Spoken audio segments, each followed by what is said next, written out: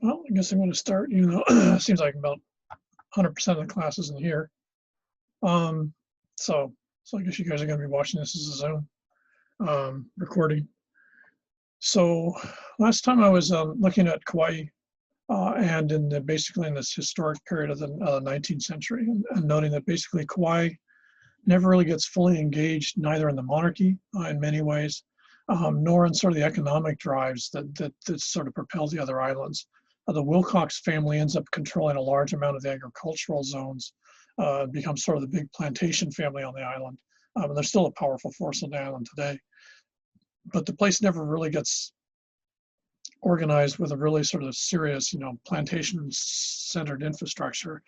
And there's several families in the south part that sort of do their own thing. Most famous would be the Grove family at Grove Farm. This sort of just as a note, this is one of the sort of side effects of this is that a lot of the plantations on Kauai tended to recruit from different populations in other islands. The plantations in the south, for example, recruited a group of Russians, a group of Germans, a group of Norwegians. I think this is all like Grove Farm around this area. And also recruited larger numbers of Puerto Ricans relative to the proportions of the plantations than of the other islands. So it's a still really large Puerto Rican population, and then sort of around Koloa area, emerging brought over for the plantations in the 1890s, 1900s. And then also they tended to selectively recruit from different Filipino populations later. So in the 20th century, the Grove Farm area they recruited a large number of Visayans versus the Tagalogs and the Ilocanos that were the sort of norm for the other islands, the other plantations.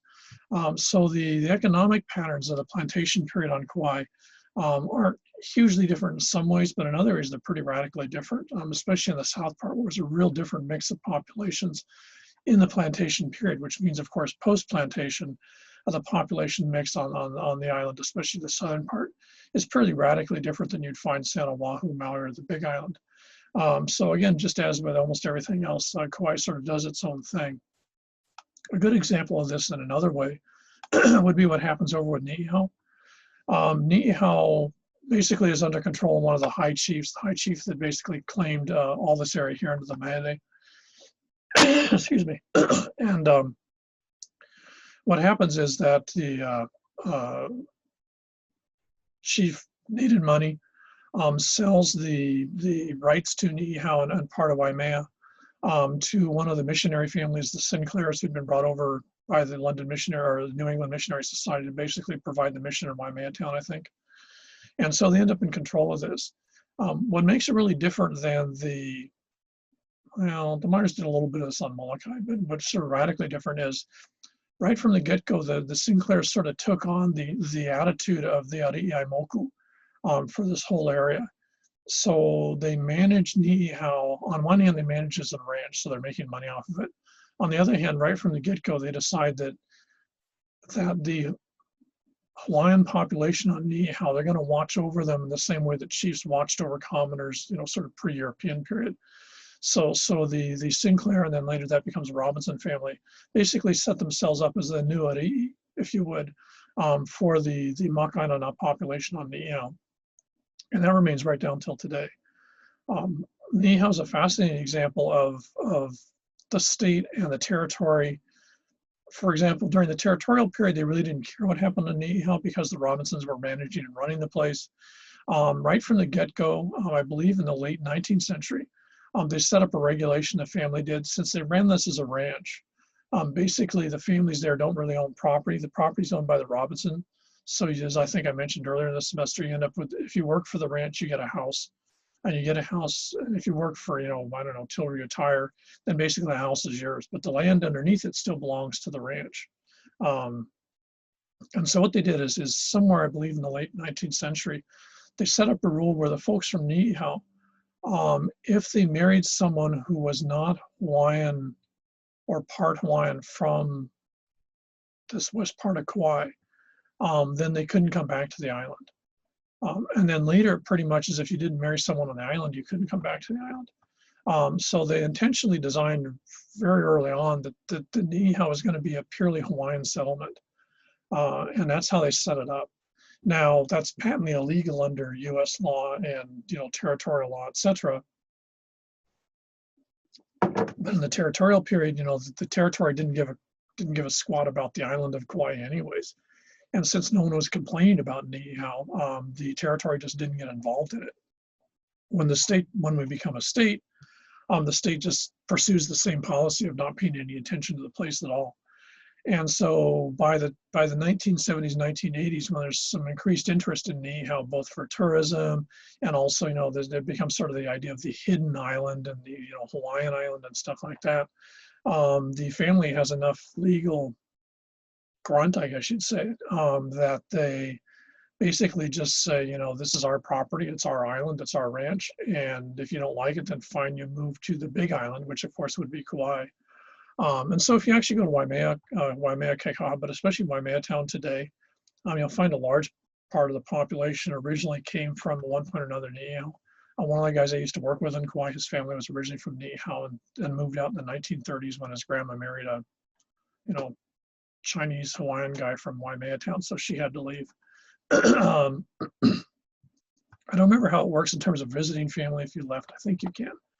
There's a ferry service that goes around, I think, once a week or something like that, back and forth.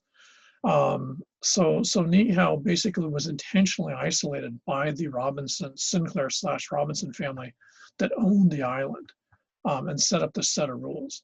Now, one of the side effects, of course, is on the island, Hawaiian's the language that's spoken. English is a second language.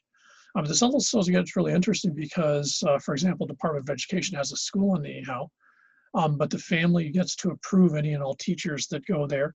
The DOE is not allowed to send folks over to monitor the school unless they're approved by the ranch. So, for example, a friend of mine used to be the education monitor for the elementary school kids. And that's because she was approved. She spoke Hawaiian. She's part Hawaiian. So she was the only person the DOE could send over. If they tried to send over anyone else, basically the ranch told them, nope, you can't do it. So it was a really sort of interesting situation that persisted over time and became sort of de facto the norm. By the 1980s, 1990s, there was some push, I think largely from Oahu, that Ni'ihau should become more integrated into the state of Hawaii. The interesting thing is this got pushback from Hawaiian populations that were pointing out that, one, this was the only totally, Hawaiian-speaking population that was speaking Hawaiian on a regular daily basis with everyone else. They speak a slightly different dialect of Hawaiian. It sounds much more Tahitian than what you'd hear, for example, on Oahu generally. And so there was sort of a countervailing attitude. On one hand, the folks on Ni'ihau should become part of the state of Hawaii, as it were. On the other hand, there was sort of an attitude that on Ni'ihau, what you really had was a remnant of the world that existed prior to U.S. control of the Hawaiian Islands. And so in that situation, it should be almost sort of preserved, as it were. They did a couple of, informal surveys of folks on the island, and the vast majority are totally adamant. They didn't want anything to do with the rest of Hawaii. Their attitude is they wanted to, they could take the ferry and they go over shopping in Waimea town. So it's, they got TV and all the rest of that. It's not like they're completely isolated. But they didn't want anything more to do with the rest of the Hawaiian Islands than they had. They liked their some-isolation. When you went to intermediate and high school, you go to Waimea High on the Big Island on Kauai. So their attitude is everyone on the island got enough exposure to the rest of the islands that they didn't see any particular advantage to some sort of closer integration, and they rather cynically pointed out that the only reason that the state really wanted to get access to Ni'ihau was for tourism. So the state wanted the island, or wanted access to the island, but there was no benefit to the folks on the island to the state for the state getting access, and they've kept it that way. It's still just as isolated as it was. The family is still very aggressive in terms of not allowing any access to the island. And this every couple of years, this ends up in sort of a pushback situation, but more and more since you've got a population that's on island by choice. And they are Hawaiian speaking, and it's it is really in many ways probably definably as the last remnant of basically Hawaiian culture as a package versus Hawaiian ethnicity. It is sort of what it is. The state doesn't know what to do, and as I'll get into later, this becomes a real nightmare because no one knows what would happen if suddenly the Robinsons decided they didn't want the ranch anymore. What do you do with an island that suddenly has to be integrated, and how do you integrate it? So we'll get into that later. But so Niihau has an absolutely fascinating situation of family-controlled island. Very different than what you see with the Meyer and Cook families on Molokai, which of course is not only much larger, but it's much more integrated into the island system given its location. And to a certain extent, the Dole Murdoch families on Ellison, for example, on Lanai, which, you know, I mean, the folks on Niihau are very aware of what's going on. I can guarantee they're very aware of the, you know, sort of bizarre relationships that you get in Lanai between a large landowner who's very much in the Western make money context, whether it be Ellison or Murdoch or whatever, and how that's jerked the folks on Lanai all over the place, versus the way they see the relationship with the Robinsons. So in some ways, I would argue that the Robinsons are the last of the, you know, they're the last chiefs in the Hawaiian Islands, and they run their ranch / the island just like a high chief used to, pretty much. Fascinating family. If you ever see some of the interviews that have been done with them, and there's some on YouTube that are really interesting. But it's very, very intriguing place, very intriguing attitude of the folks that manage the place and the logics for how they make the choices over the last, you know, 100 years in terms of what they're going to do or what they feel like is worth saving on the island. And it also leads larger discussion of what hasn't been bothered to be saved on the other islands, you know, which is Niihau could be sort of done as a poster child of what could have been done on the other islands and wasn't, because money was too much of interest, and doing maybe the right thing was not particularly of interest, because profit always won.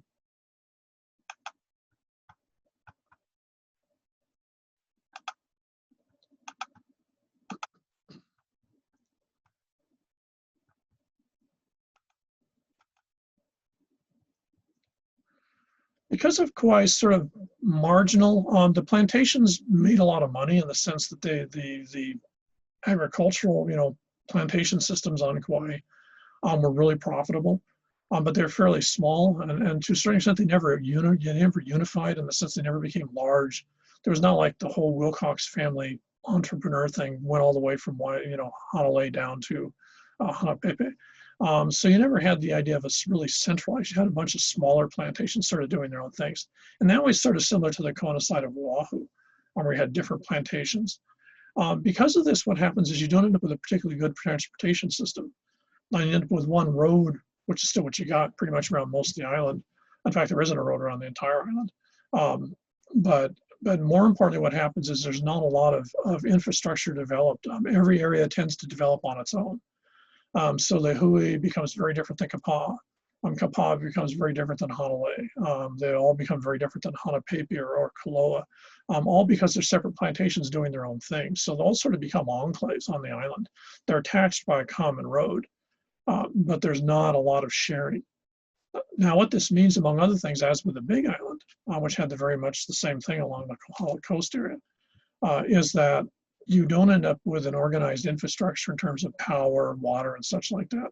Water was not as much of an issue on Kauai, just because you had, you know, large numbers of fully flowing streams. There's a fair amount of water on the populated side of the island. So, you know, having a sophisticated water system really wasn't a huge issue. So you ended up with the big dike systems, you know, like the Waiahole Waikani dike system on Oahu. But probably most importantly, you didn't end up with any sort of an organized power system. I remember when I was living over in Wailua, that a fair amount of the power was still being generated by the big mill in Lehui, which had quit actually producing sugar for, I think, like 5 years by then. They were still, you know, the sugar was still coming out. You go down literally with the bag and just get free sugar. But they weren't really shipping it out. But they were being paid by the state and the county to run the plantation to generate electricity. So they were basically a sugar-powered power plant. That provided, I think, almost 30% of the power to that whole sort of, you know, eastern side of Kauai. And when they finally just said that wasn't enough and they shut down, there was, you know, enormous panic. And for, I think, almost 10 years after that, what they had is basically huge portable power generators that were basically providing power to a large part of the island. Now, what happened is in that period then, is that, you know, this brought sort of a recognition that the island had sort of missed out maybe in some ways in the 19th and 20th century in terms of development. Ironically, World War II did very much the same thing. Unlike the other islands, Kauai, on the one hand, Kauai had a large number of military areas, but it was largely used for jungle training. So there weren't huge military establishments on the island. What you had is they had large encampments, and they would go up in Kapaa, Wailua, for example, Honolulu, and they would practice, jungle training. But they didn't have 80 to 100,000 troops on the island, which was what you see on Maui, for example, and on Oahu especially. So that meant that the military didn't put a lot of infrastructure in. In fact, the only main military infrastructure was on the western side of the island, where it had a whole series of airports and airfields, which eventually becomes Barking Sands. So even unlike the other islands, where a lot of the infrastructure that you see today originally started in the World War II period, when the military poured millions and millions of dollars into these enormous facilities, and then of course they had the roads to get when they had to build the harbors and improve the harbors. That pretty much didn't happen on Kauai. And so the World War II period, on one hand, I think you could argue impacted the island less. But it also meant that, as with the plantation period, you didn't end up with an organized infrastructure that basically tied the whole island together into a real tidy sort of unit, which certainly happened in the case of Maui and even to a certain extent the Big Island, but of course hugely in the case of Oahu. So World War II probably impacted Kauai less than the other major islands. But again, that also left with sort of the same paradox that no one had actually invested in infrastructure at a time when it was, one, relatively cheap, and two, since the population was pretty small, it was relatively low impacting. It's easy to build a road if it's pretty much just empty plantation land. It's much more difficult to build or improve a road when it's covered in a subdivision. So Kauai is sort of, I don't know, maybe the word would be missed out, I'm not sure how to phrase it. Sort of missed out on this whole period of sort of infrastructure development that pretty much defined in many ways the other islands in the 19th and 20th century, especially up to say 1950. Now, having said that, of course, even though Kauai sort of missed out on a lot of that, in the mid-1950s, as they start moving from airplanes to missiles and guided missiles and stuff like that, and especially nuclear-powered or nuclear-tipped missiles, you end up with all of a sudden a lot of the infrastructure that had been put in the Hawaiian Islands wasn't relevant. So for example, all of a sudden Kaho'olawe becomes irrelevant if you're going to be firing guided missiles. Last thing you want is to be firing guided missiles at an island that's right next to another island that's heavily populated. So what you start to get is a need to go other directions. And this, of course, is when the United States re-amplifies its interest in the Marshalls, specifically with Kwajalein. And so what you get is the first firing from Kauai, from Barking Sands, firing missiles towards Kwajalein, which is, of course, technically over the open ocean, so there's very little you can hit. So you can basically try to find out what missiles can do when you're still tinkering with them with relatively low risk. And then later you fire them from the west coast to Kwajalein and use Barking Sands as the intermediate stop. More recently, in the last 20 years, they use Barking Sands to test the anti-ballistic missile systems. So if you're going to fire missiles to stop nuclear missiles, almost all that testing is done out of Barking Sands. So when we move from airplanes, bombs, and ships to missiles, ironically, the west end of Kauai becomes absolutely central, and I have no idea how much money the military's invested in Barking Sands, but it's got to be a ton. If you go over there now and try to climb that fence, you're shot dead on sight. That's one of the most secure, highly secured facilities in the entire United States is Barking Sands. Not surprising to get what they test there. So what you find, ironically, is the military's not interested in the rest of the island, doesn't really spend a lot of money in the rest of the island. But that one spot around Barking Sands in the southwest end of the island is one of the premier facilities in the U.S. military, especially for testing, sort of exotic weaponry, because you can fire to the west over the Pacific and do all sorts of fun stuff. And friends of mine that used to live down there pointed out that when they were doing laser testing in the 1980s, I think we were trying to shoot down missiles with lasers. Barking Sands was where they had some of the lasers impacted. So you could literally go out at night, all of a sudden you see this enormous red or green line shoot up into the distance, and sometimes it'd be a pop in the, some sort of the distances that blew up a missile. So a very trippy place. But again, one of the interesting side effects of this is it's not a huge population. It's not a huge military base. So there isn't a lot of military or military dependence on the island.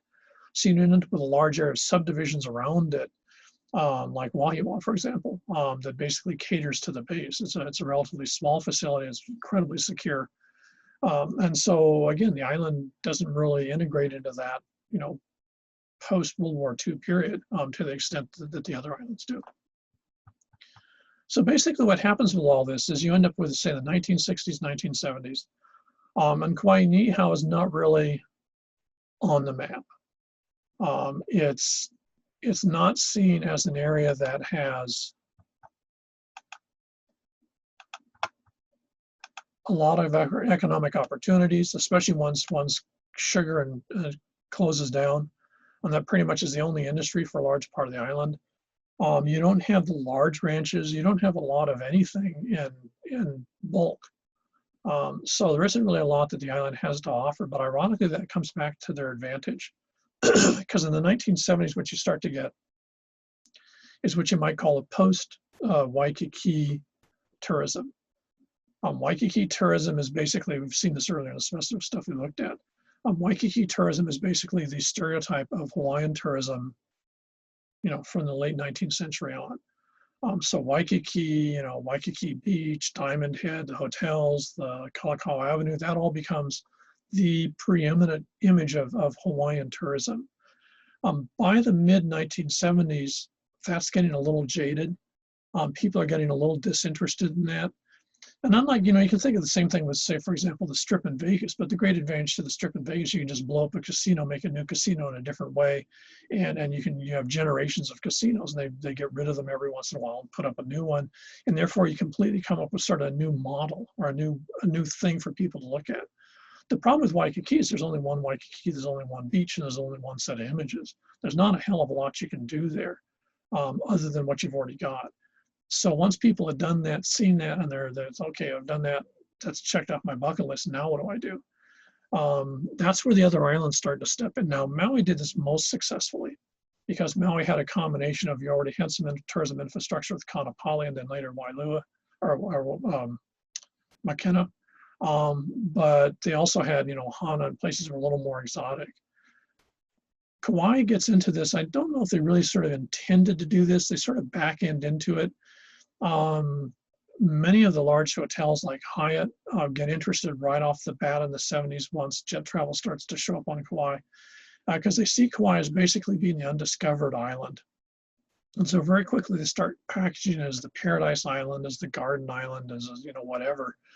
And so they start building resorts initially outside of Lehue and Nowiliwili, and then later they start putting them down in Koloa, and they put some up sort of in Honolulu.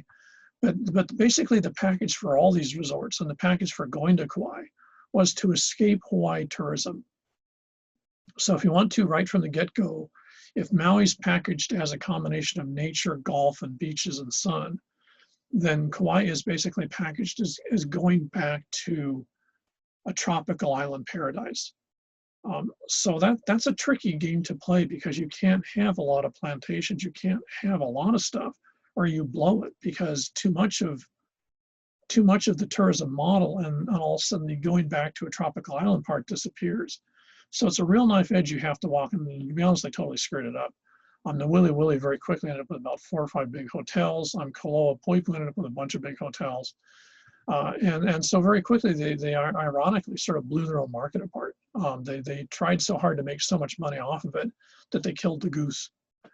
And so the island was pretty much trapped. It had areas that you could go to that were the verdant paradise part, but on the other hand, it was getting, traffic was getting out of hand. The number of tourists there was really big, and people were starting to complain that on one hand the island was beautiful, but of course there were, quote, too many tourists, unquote. This is where Mother Nature steps in. 2 hurricanes about, 6-8 years apart, whacked the island. And the second one just basically entirely just wipes out all the tourism on the Koloa side, the south side of the island. Everything gets nuked. The resorts all get completely sort of blown out of the water. The resorts in the Wili get pretty much wiped out. And because of the totally bad, terrible management by FEMA, the Federal Emergency Management Agency, who just basically screw up the entire system on Kauai to a mind-blowing extent. Kauai basically loses all the late 1980s, 1990s tourism. Kauai basically falls completely off the chart for about 15 years because the feds just mismanage it to an abysmal extent that makes the New Orleans Katrina thing look like child's play. So the end result is the island just gets absolutely clobbered and pretty much put back into about 1820. Fair amount of the population have to leave to find work on other islands. A lot of the island just, sort of goes back to a pre-tourism stage. And because it's going on for, a decade or over a decade, it's not like COVID where you can say, well, if we get the vaccine, then all of a sudden by, mid 2021, things will be back to normal. If things are going on for 10 years, back to normal just completely, you just lose that concept. And so what happens is Kauai pretty much falls off the tourism map. Now, ironically, of course, what that means is when tourism does finally pop back up, they then get to, quote, sort of rediscover this idea of the garden, verdant, tropical paradise island that is less tourism heavy than the other islands, who, of course, in the meantime have gone ape shit in terms of just, number of resorts, huge numbers of tourists and tourist facilities and tourist amenities, and in many cases sort of bury what it is people want under a tourism load. So Kauai basically, ironically, through no intent of their own, just Mother Nature slapping them up the side of the head, loses roughly about 10 to 15 years of this whole process. So when they come back into the 20th, well, actually late 20th, early 21st century, having missed that whole chunk of time, they've sort of pretty much missed a lot of the timeshare period. They certainly missed the post-timeshare period. They had sort of gotten pulled out of the system when enclave resorts were a big deal. When they come back in, that's pretty much all they've got. They're rebuilding some of these existing resorts. So what happens is sort of move from the 1980s enclave resort period. So if we want to, their version of Kaanapali, Makena Wailea, that type of thing. And all of a sudden, bam, when they come back in, it's into the part-time resident subdivision tourism, which has the advantage from a tourism point of view that basically you then can cater to folks that actually want to live part-time on the island. But you don't have so much of the island built up in resort infrastructure that it's not going to be attractive. So what you might call modern tourism in Kauai, because it misses that whole chunk of time, sort of hop skips from enclaves right into the early 21st century resort subdivision with the idea of part-time residents and second, third homes, et cetera, et cetera. So if you want to, they move from the Kaanapali resort right into Upper Kula circa 2005 and stuff. And you can see this. I can't remember who it is that, I don't think it's Gates, it's someone else up here that bought all the property. Oh, it's what's his name with Facebook, bought the property up sort of Kilauea side, with the idea of and basically turn that into this exclusive, very high-end part-time residence. So if you would, Kauai sort of took the Hana route, which is the idea that you attract a very wealthy population of folks from outside the Hawaiian Islands to live part-time on the island, and in some cases also then move to the island permanently to live in a permanent paradise that you paid a lot of money to have the paradise.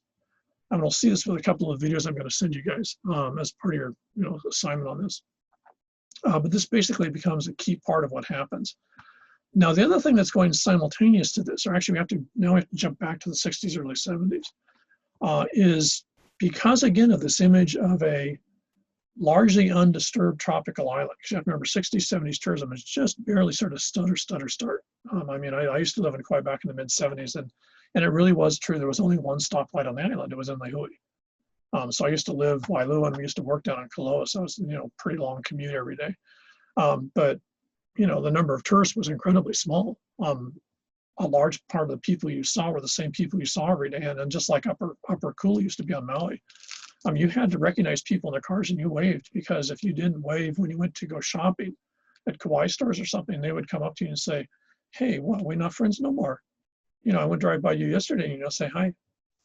So it was a very small island in the sense that people knew each other. They recognized your car. People knew your car, especially if you had a weird one like I did. Tourism was a very thin overlay, and what was basically still a very sort of, I don't know, rural's not really the right word, but sort of, doing their own thing island. In that world, that message gets out of a very comfortable, very pretty place that has very little in the way of tourists, is very much not integrated into sort of the 20th century values that you see in, say, Honolulu or Hilo or Kahului. And so what happens is the folks that are looking for an escape from American society, the new age, then called hippie groups that are also jumping on Maui at this time, suddenly decide that Kauai is the other place that they need to find who they are and escape the modern world to go back to a simpler, more beautiful, paradisical world. So if you want to, you have to remember sort of the New Age movement in some ways was sort of based on part of those movies we saw from the mid 20th century. The idea of an island paradise escape. And in this case, what you're doing is you're escaping modern society. So Kauai becomes where you go to, becomes the other place you go to along with Maui. If you want to leave the 20th century in the 1960s or 70s, and of course, if you have the resources to do so. And so you end up with this number of communes on Kauai. I don't know particularly why, but for some reason, they tend to cluster very early and persistently. Some of them on Anahola, which becomes a huge, I don't know, for lack of a better term, hippie community in the 1970s. In many cases, living illegally on Hawaiian homestead land. And then what you also end is in Honolulu towards Wai'niha, you end up with a huge population of folks that are part of this sort of new age religious social movement. And most famous would be the Taylor's Camp out towards Haina. And a real good example, if you want to see that, is this, if you want to, this really fascinating documentary done ages ago. Let's see the date of this bugger. I'm going to say about 2012. It wasn't that super age. So about 10 years, 8 years ago. On the Source family. This is one of these, almost all these things start up in California or in Colorado. This is one of the California ones, and many of these were originally religious movements, and a lot of them start up in places like California or Colorado, and because they're getting dissed on by the general population, they decide that what they're going to do is they're going to leave and find paradise. So it's in many ways sort of looks like the LDS leaving the Midwest and ending up in Utah. This is a 20th century sort of miniature diaspora of a group of believers. And so a lot of these groups end up moving to Kauai. In fact, I think more of the groups in the sense of these sort of cult, commune, whatever you want to call them, moved to Kauai than moved to Maui. Maui was a lot of that was individuals as far as I can find out. That's been an area of my research. That was pretty much individuals or families that wanted to go sort of rediscover who they were. They make communes when they get there. In the case of Kauai, what you find is a lot of these groups move over en masse as a package deal from the mainland. This is certainly true with at least 3 groups in Anahola, 2 of them living illegally on Hawaiian homestead land. And then at least 5 or 6 of the groups up here Honolulu side. And this Source family was one of them. In fact, they're still, a lot of these groups are actually still there. I guarantee any health food store you go to on the island of Kauai, you'll find that the original person that founded it, in many cases, the people that still work there, though they're a lot older now, actually came over in that period of the 70s, maybe into the early 80s to discover themselves. This is also true on Maui, by the way, even Oahu for that matter, especially Kaneohe side. But what you find is these folks are still here. And so what happens is they move over to Kauai trying to leave the 20th century. But the weird thing about New Age religions and then these groups in themselves is that they were actually pretty practical. On one hand, they wanted to have their own lifestyle and do their own thing. On the other hand, they were very, very sort of realistic in the idea that you have to make money. And so what happens, and this is one of the fascinating aspects of New Age religions in general, especially here in Hawaii, is that these groups very quickly get involved in economic activities. So for example, that's where they get, for example, New Age stores, health foods, which you guys know called smoothies. I can't remember what they called them back in the day. All that type of stuff, organic gardening. These are the folks that start all that stuff in most of the islands, but especially on Kauai. And on Kauai, given the fact that it's not really in the center of the tourism bullseye, they're one able to develop these industries. And then, of course, what you end up with is also sort of an interesting side aspect, is you end up with a whole mass of tourists that come over to the island that are part of, maybe a little more fringe in the New Age stuff. They're into it, but they don't want to join a commune. So they'll come over every year from San Francisco or LA or someplace like that, and they'll spend some time at these groups, or they'll come over there and they'll be a tourist on Kauai because they can hang out with folks who have the same belief system they do. So what happens is Kauai very early on ends up with a really large tourism pull for folks that are part of this, last half of the 20th century belief system. Now, Maui gets this also, but of course, Maui's a little more complicated because you've also got a large number of traditional tourists there too. On Kauai, you don't have as many of the traditional tourists, so the sort of what I'd call new age tourists become a bigger part of your sort of market segment. And to a certain extent, what that means, I think, is in some ways you were making enough money off of tourism that I don't think anyone really paid a lot of attention that it wasn't the same type of tourist. So what happens is when tourism gets hammered in the late 80s, 90s with the hurricanes, and the post-hurricane fiasco of rebuilding, these places take a hit, but in many ways, I think they probably got hit a little bit less because they weren't dependent on the volume of tourists that say Oahu is right now. COVID hits and tourism and stops, and it's just like we hit a brick wall. The whole plane just falls apart. Kauai in the 80s and 90s really didn't have quite the same consequence because there was, I know, for example, in Honolulu, one of the groups already did a large mail order business for folks on the mainland that wanted to buy their products. I don't remember what it is they sold. So, I mean, in a weird way, the island had unintentionally set itself up that it was a little easier for it to survive in the 20th century, given what Mother Nature did to the tourism industry.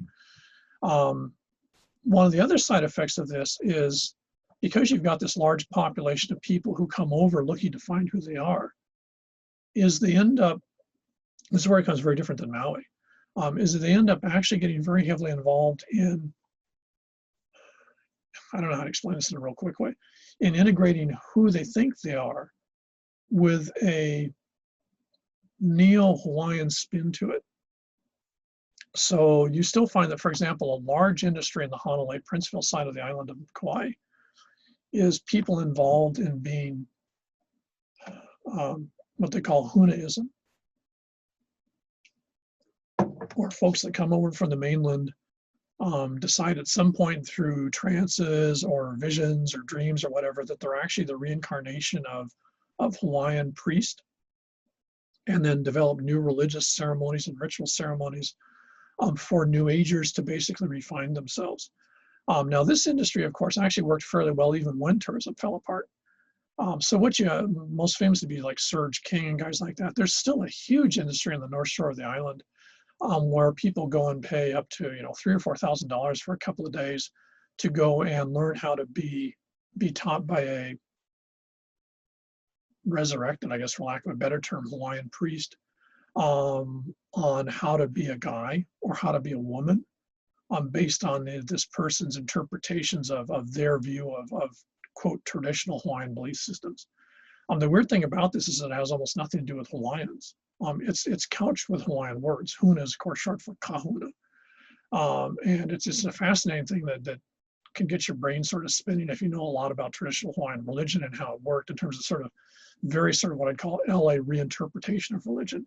Was hugely popular actually in the 1930s, 40s in LA, in Southern California.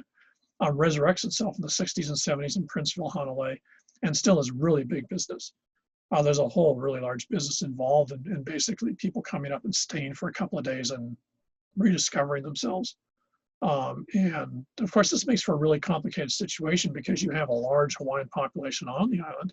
And of course, you've got in many ways, you could argue the most traditional Hawaiian population in the islands in Waimea, because that's including folks from Ni'ihau.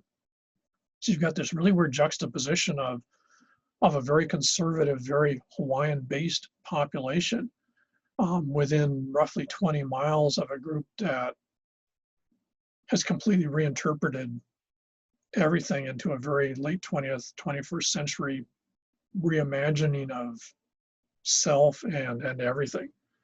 Hunaism is something I would not get involved in looking at unless you understand Hawaiian religion. Otherwise, you might think it's more Hawaiian than it is. But it's an absolutely fascinating area, and the way that Honolulu has basically packaged itself as, and this becomes one of the main packages for Kauai, is the island where you rediscover yourself. And so one of the side spins, and you can see this if you actually Google the island, is the number of places that use like spiritual journey, spiritual discovery, all sorts of stuff like that become a really, really big part of how the island's packaged. And of course, in the 21st century, when people are buying homes in Honolulu or they're buying homes down in Kaloa, then this becomes a big part of that because you're going to say, not only can you own a home on the island and it's very pretty, and it's relatively isolated from traditional tourists, but you can rediscover who you actually are. And you have to remember the folks buying these homes now are the folks that when they were in their teens or 20s were the folks that were probably interested in going to someplace like Honolulu. So what you're basically doing is you're taking that population, which is now 40 and 50 years older, and you're still packaging the island for as much spiritual belief and self-discovery purposes as, you know, visual or golf or anything else like that. But now this population has a ton of money, and they're more than willing to spend it. I'm willing to bet that, I don't know why I'm getting total mind blank, but I'm willing to totally guarantee that's why that guy bought the big property, the Facebook guy bought the property up here. This is where it's a little different on Maui. On Maui, you get the self-discovery part, but you don't get the big Hunaism thing. There's some of that. There was actually part of my dissertation research was on Hunaism in East Maui, but not the extent it is up here. It's sort of a mind-blowing business. And if you want to just Google Surge King or Hunaism Kauai, and you'll just find a ton of stuff on that. It's a really, really fascinating spin on the island. So unlike the other islands, because this is a much bigger part of the tourism industry, and it really dominates everything basically from Honolulu over up this way, and is also responsible for a large part of the population living illegally in places like Napali. This becomes a huge part of the way the island was marketed pre-hurricanes, survives the hurricane period, and post-hurricanes, even though the tourism industry is modified, it still even today becomes a large part of how the island's packaged. Now, of course, one of the odd effects of this is if you've got this type of thing, authenticity on Kauai, if you think about it, becomes radically different than authenticity on Oahu. If you get a tourist looking for an authentic experience on Oahu, they want to live with you guys. They want to hang out with you guys. They want to go to, you know, L&L Drive. They want to go to L&L. They want to go to WM Burgers. They want to do what you guys do. You know, they want to experience your world. On Kauai, if you think about it, authentic means to go and learn from a guy who's spent 20 or 30 years being a sort of Hawaiian guru type, originally from LA or something like that, who's going to teach you about yourself. And that becomes the authenticity. So the weird thing about the authenticity on Kauai tourism is it involves the look of places, the visual appearance of them, and what I would call sort of West Coast reinterpretations of Hawaii. It doesn't involve hanging out with locals. So in large part, the local population on Kauai sort of does their thing, and this sort of tourist group does their thing. They interface at the health food stores and stuff like that, but they're really very separate populations in a really sort of interesting way that's totally unique to the island. And then, of course, you want to put a third spin on the whole thing. You've got the local population, the Hawaiian local population down here, which adds a whole nother flavor to the mix. So when you look at the island of Kauai and where it sort of gets placed in the 21st century, it's really intriguing because it's got a really different sort of look to the way the island's structured and what it's about. Okay, so we'll stop there and hopefully you guys will see this at some point.